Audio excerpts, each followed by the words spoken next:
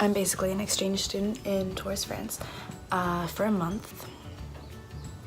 So after that amount of time, you kind of see the differences in the culture from the United States and France. Obviously this is just my experience. Yeah, let's get into it. It's into my head.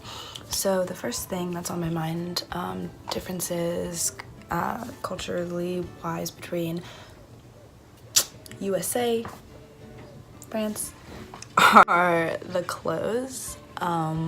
Clothes are very much more modest here. And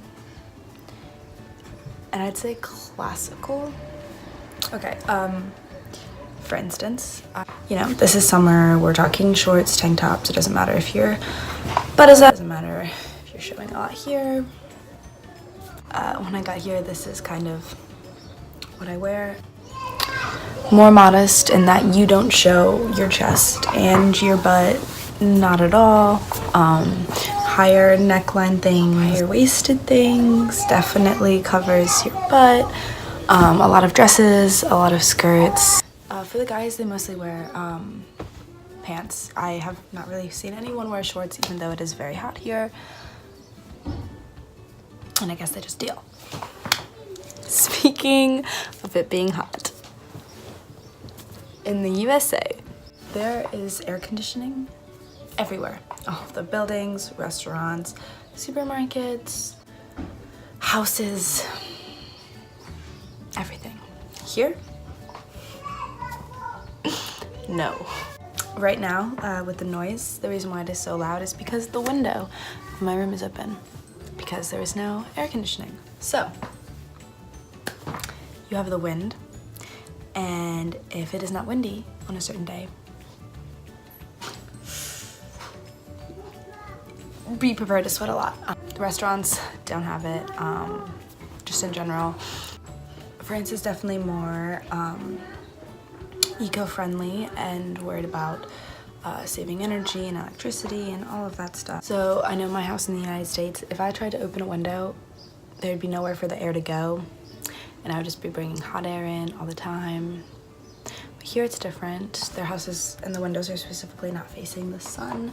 So the portion sizes here for everything are a lot different. Okay, coffee, for example, is very different here.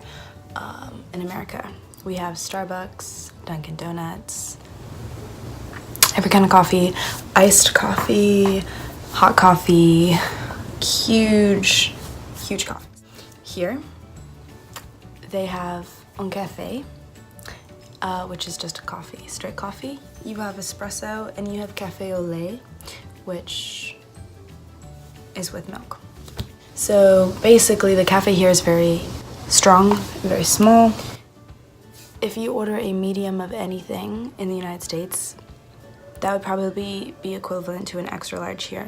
So in the United States, you go to a restaurant, they give you everything you want, Once you have your food and you've been eating for a few minutes, they go ahead and bring you your check or ask you if you'd like the check, and they kind of just filter people through restaurants. Here, it is not expected to leave a restaurant very early at all. In fact, you have to specifically ask for the check for them to give it to you. Separate checks aren't really normal. Here you have to ask specifically right away when you get to the restaurant, oh, like we're all paying separately, and even then it's very different. The United States, with that, it is, I'd like to say, very nice to just be able to relax at a restaurant for 3 hours, and they do give you a lot of food like this. Galette, a savory, what we would call a savory crepe in the United States is actually a galette. And then also a croque monsieur, which is the French way of saying grilled cheese, but they put ham on it. And if you would like an egg with it, it is now a croque madame. Water here. Very different. In the United States, water is free, water is everywhere. We carry our own waters, like bottles, glass or aluminum or whatever, and we carry those everywhere. Here, not so much. If they're thirsty, they buy water, and if not, they just, every time I see a French person, they're drinking wine. Any time of the day, wine or cider or beer is very common, and also very, very cheap here and very legal. So that's very different in the United States. 21 years old to drink. French people can drink at 18. Also, I have yet to be asked for my ID to show that I am over 18.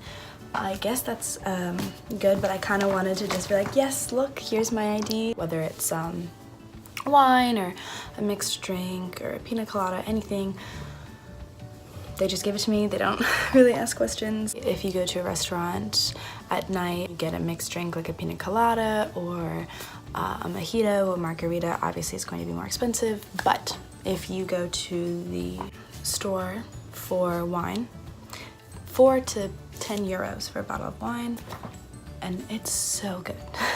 It's so much better than any of the kind of wine that you would spend 20 US dollars on. So alcohol, really good here. If we're talking about food,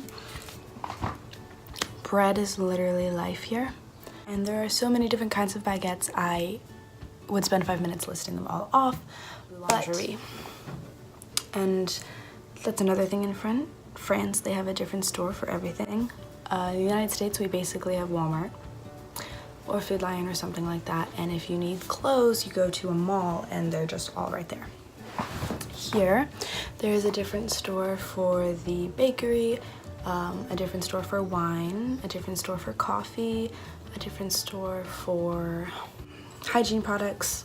So you have to go to the pharmacy if you want nail polish or face scrub or anything like that. That's in a different store. Next up is cars. So obviously in the United States, pickup trucks are very popular. Not in every place, but you know, I think everyone in America knows someone who has a truck if you don't have one yourself. Here, none at all.